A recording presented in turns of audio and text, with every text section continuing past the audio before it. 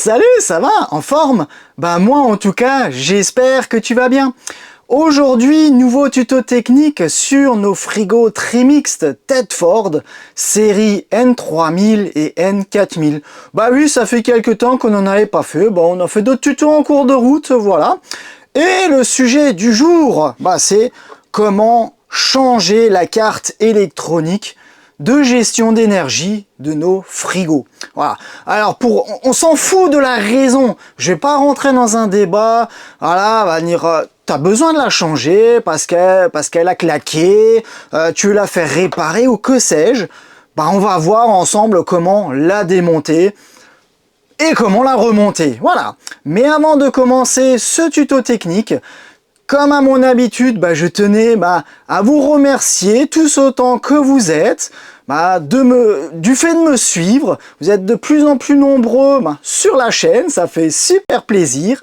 Merci pour les likes, merci pour les super commentaires que je reçois chaque jour. Et pour les super fans, je crois que ça s'appelle les super tanks, je sais pas quoi, comment que ça s'appelle. En fait, tous ceux qui ont cliqué sur la petite icône, c'est des petits cœurs pour dire merci, pour faire un petit don. Merci à vous tous, ou même si tu n'en as pas fait, merci en tout cas de visionner mes vidéos, ça fait super plaisir. Voilà.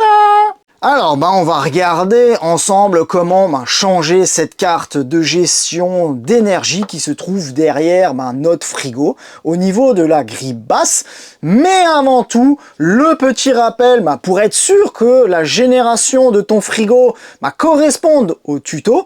Comme dit, c'est pour la série N3000 et N4000 pour la différencier par rapport à la vieille série. En fait, les vieux modèles avaient un petit écran bleu avec les petits boutons ronds grisâtres de part et d'autre. Ça, c'est les vieux modèles.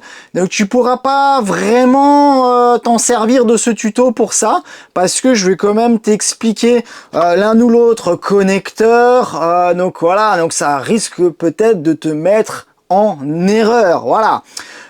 Mais en tout cas, série N3000, N4000, tu as le petit écran, on va dire, soit LCD tactile, noir, ou sinon tu vas avoir, comme dit aussi, un grand bandeau, mais avec plusieurs boutons et plusieurs voyants, et sinon tu ouvres la porte de ton frigo et dans le frigo, tu as toujours la petite plaquette où c'est marqué le numéro de série avec le modèle et tout ça de ton frigo. Voilà. Alors, pareil, je vais pas non plus cette fois-ci te donner la référence de la carte électronique.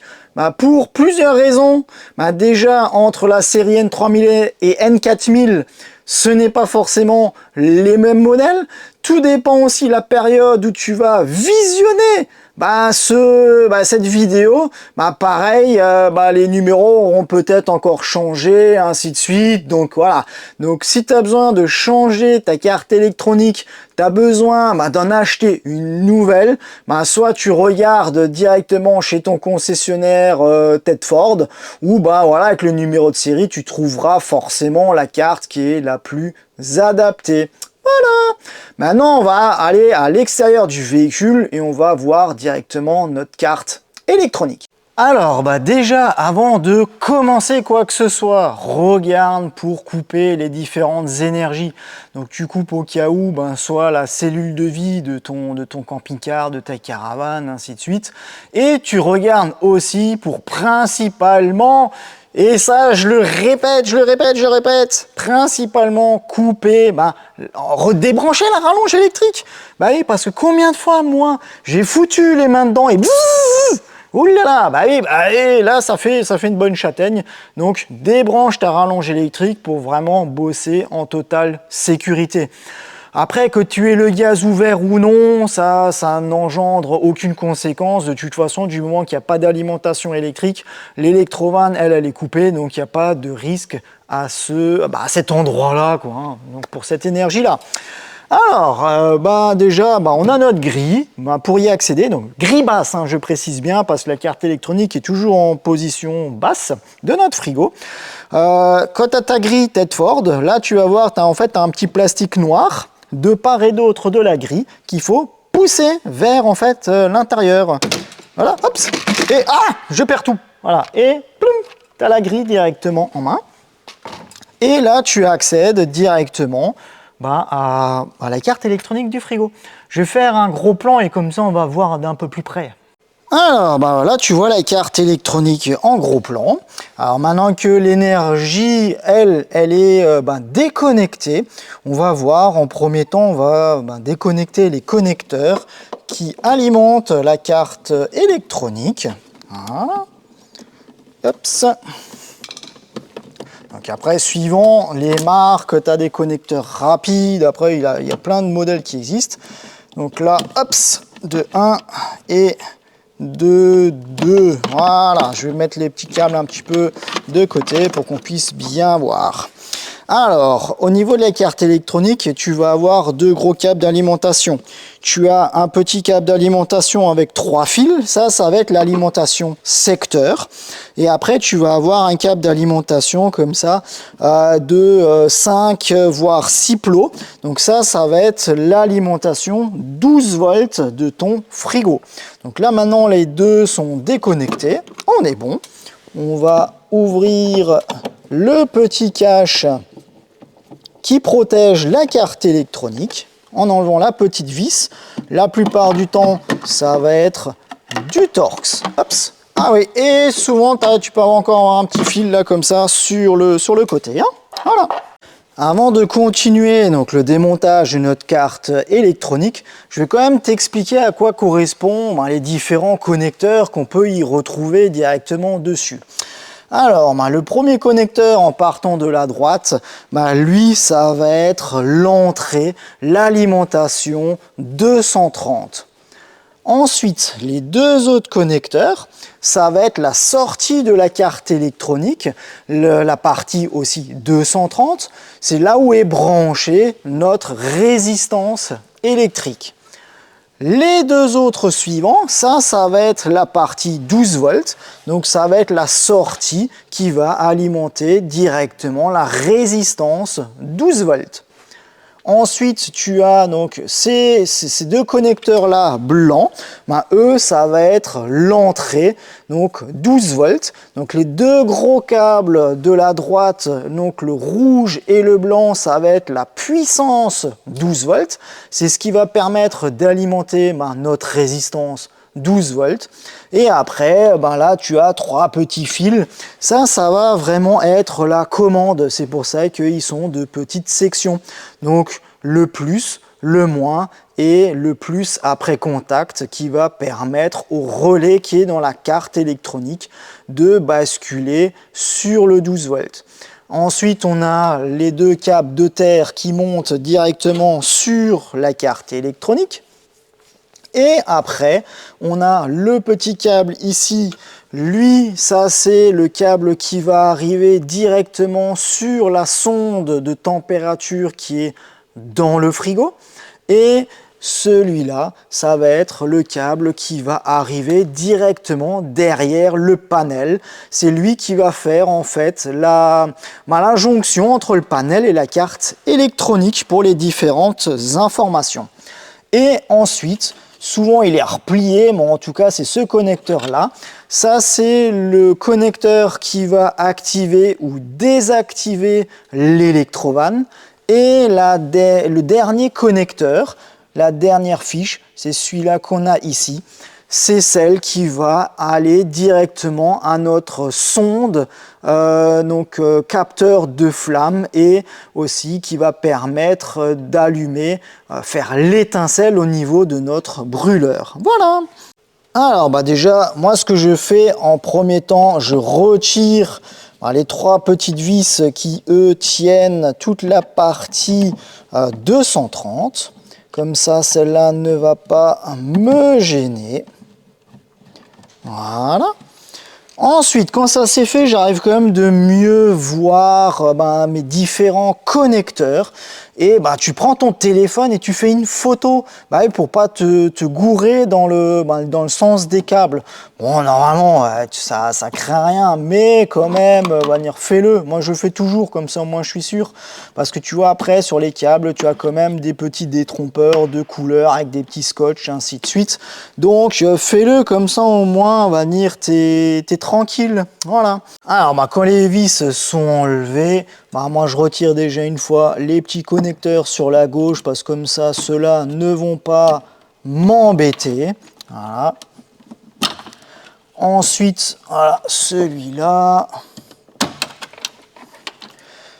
Alors là, les deux fils de terre, il faut peut-être de temps en temps un petit tournevis ou un truc comme ça pour déclipser ce qu'il faut. Ça, après, tu verras déjà. Ou une petite pince. Hein. Mais par contre, si tu prends une pince, t'évites de casser les connexions. Hein. Voilà. Parce que ça serait ballot de refaire des soudures ou que sais-je. Ensuite, là, l'alimentation 12 volts, elle nécessite de couper le petit collier Rilsan qui est en haut. Et bien évidemment, quand tu achètes une nouvelle carte électronique, il y en a un autre qui est livré avec. Hein. Alors, on enlève l'alimentation 12 volts. Voilà. Ensuite, tu as aussi toute la partie 12 volts, les résistances. Voilà.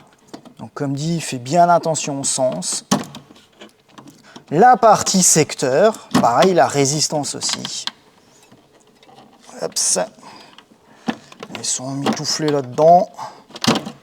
Voilà. Et le dernier. Et voilà. Et là, maintenant, on a retiré tous les câbles.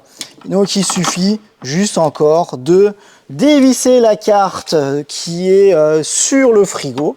Et tu as tout en main. Hop. Voilà. De 1. Et de 2. Et voilà.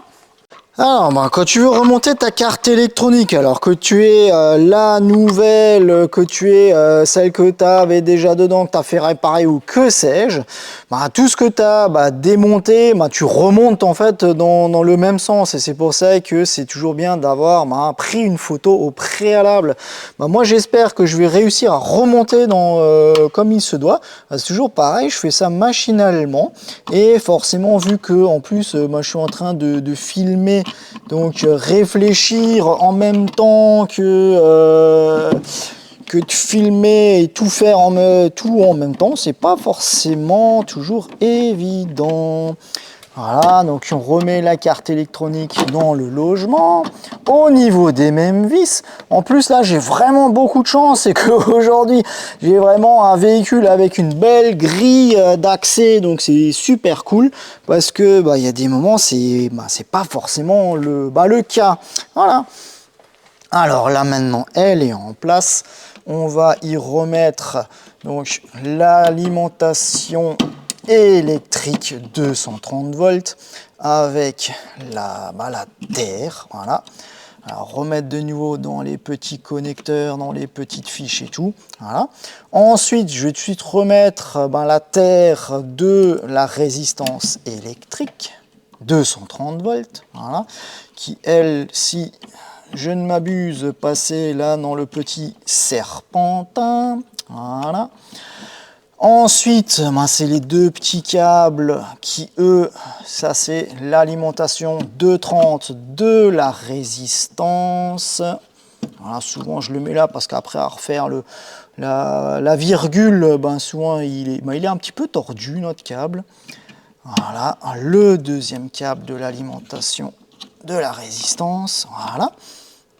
Ensuite, on a l'alimentation de la résistance 12 volts. Qui elle tac dans les petits caches, dans les petites rainures, voilà. Ensuite, on a l'alimentation générale 12 volts, où il faut de nouveau se remettre directement dedans. Alors, je vais voir si j'arrive, voilà. Là, c'est nickel. Alors, tu peux aussi le faire avec la carte électronique enlevée, hein, parce que voilà. Donc, il y a des moments, c'est un peu plus simple, soit dans un sens, soit dans l'autre. Hein, donc, ça, c'est à toi de voir. Parce que, voilà, on va dire, dans certains cas, vu que j'ai un mauvais accès, je le fais la carte électronique enlevée du frigo. On remet le petit rivesant qui, lui, va permettre d'éviter que le connecteur, lui, se fasse la malle. Voilà. Ensuite, quand ça c'est fait, on avait notre petit câble à remettre qui va directement au thermocouple et à l'étincelle de notre brûleur. On a le connecteur qui, lui, va à l'électrovanne du frigo. On avait, après nos deux derniers câbles, donc le câble qui va directement à la gestion du panel, et tu as le tout petit câble à côté qui, lui, va à la sonde de température qui est dans le frigo. Voilà. Et après, sur certains, tu as un petit connecteur comme ça qui se balade. Il faudrait que je regarde quand même à l'occasion à quoi il sert. Voilà. Donc là maintenant, je l'ai remis correctement en place. Toutes les connexions, elles, me semblent vraiment être bonnes. Alors ce que je fais par principe de précaution, je remets quand même le petit cache directement dessus. Même si j'ai pas encore fait les essais, comme ça au cas où s'il y a quoi que ce soit, on sait jamais, hein, pas que tu foutes les deux doigts directement dans au niveau de la carte et que tu te prennes une grosse châtaigne. Et là j'ai ma vis qui n'a pas envie de s'y mettre. Alors il faut que je m'y reprenne. Voilà. Et là, on est bon. Donc ça, c'est fait. Et après, je vais reprendre mes câbles d'alimentation que j'avais planqués là en dessous pour pas me déranger. Alors, on va rebrancher l'alimentation secteur. Voilà, tu regardes que ça soit de nouveau bien emmanché. Et après, on a l'alimentation à 12 volts aussi qu'on rebranche. Et voilà. Donc, voilà. Et après, tu le remets de nouveau, je le remettrai de nouveau de côté pour, comme il était au départ. Et comme ça, on est bon. Et voilà, la carte électronique, elle est changée.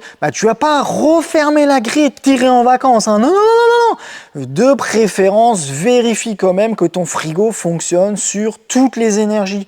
Moi, ce que je fais en premier temps, je vais d'abord essayer sur le gaz. Là, tu vérifies, tu réouvres ta bouteille de gaz. Si tu avais fermé des robinets en cours de route, tu les réouvres entièrement. Ou sinon, tu fais le petit test, tu vérifies que ton réchaud gaz fonctionne. Si le réchaud il fonctionne, au moins tu es sûr que la bouteille est bonne et tout ça. Donc tu allumes ton frigo et tu mets l'oreille pour entendre le petit tic tic tic tic. Et au cas où, tu peux même ouvrir le petit cache de protection qu'il y a au brûleur pour voir que la flamme s'allume, qu'elle reste bien allumée. Et si elle est bien allumée, là tu laisses au cas où pendant 2-3 heures tourner sur l'énergie gaz. Tu peux mettre un petit thermomètre dans le conservateur parce que c'est lui qui va refroidir le plus rapidement que le frigo en lui-même, parce que c'est vraiment la partie la plus froide. Voilà. Ou sinon, tu fous la main directement dedans et si tu as la main qui reste collée, tu sais qu'il fait froid à l'intérieur. Donc ça marche correctement sur le gaz.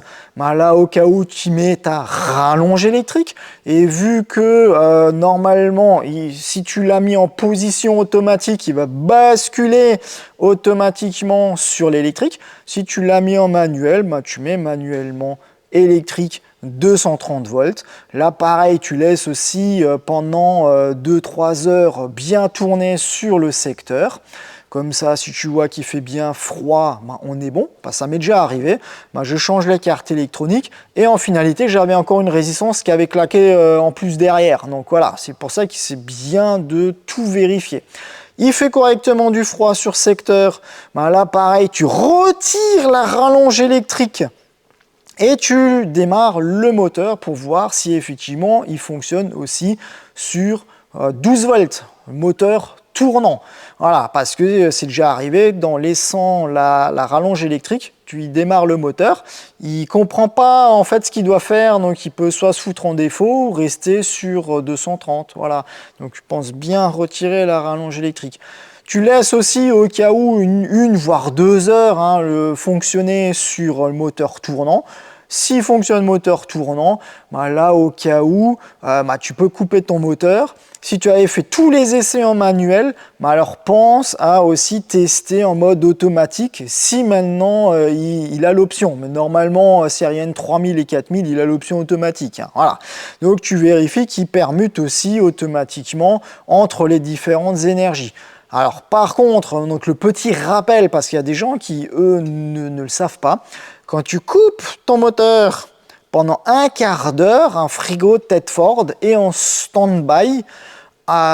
S'il n'a pas la rallonge électrique dans foulée, il ne va pas permuter. Et si au bout du quart d'heure, il n'a pas vu de rallonge électrique, il n'a pas vu le moteur redémarrer, seulement à ce moment-là, il va enclencher le gaz et essayer de démarrer sur l'énergie gaz. Donc voilà, donc pense-y. J'ai eu déjà des clients, ils m'appellent « Ah, j'ai changé, machin, ci et ça », ou je coupe le moteur, il bascule pas en gaz, j'entends pas l'étincelle. C'est normal, pendant un quart d'heure, il fait rien. C'est au cas où tu es à une station-service déjà pour éviter de faire la petite étincelle et que tu fasses sauter toute la station-service. Bon, c'est jamais arrivé, mais on sait jamais. Voilà. Et sinon, ça te permet aussi de sortir de ton véhicule tranquillement, d'ouvrir ton gaz, ainsi de suite. Donc c'est tout à fait normal que pendant un quart d'heure, après avoir coupé le moteur, il se passe rien du tout. Voilà. Alors, quand il fonctionne vraiment sur toutes les énergies, tu peux remonter directement la grille extérieure de ton frigo. Et voilà, ce tuto touche à sa fin. Mais on a vu ensemble comment changer la carte électronique de gestion d'énergie de nos frigos Tedford Trimixed série N3000 et N4000. J'espère qu'il t'aura vraiment été utile. Et sinon, t'en sais un peu plus de ce qu'on fait au quotidien. Voilà. En attendant les prochains tutos techniques, je te souhaite d'aller bien, porte-toi bien, voilà. C'est très important, ça fait toujours super plaisir de vous retrouver au fur et à mesure des tutos qui sont postés. Et merci pour tous les commentaires positifs, merci pour tous les likes, merci vous tous, ça fait super plaisir. Allez, à la prochaine, ciao ciao et merci pour tout.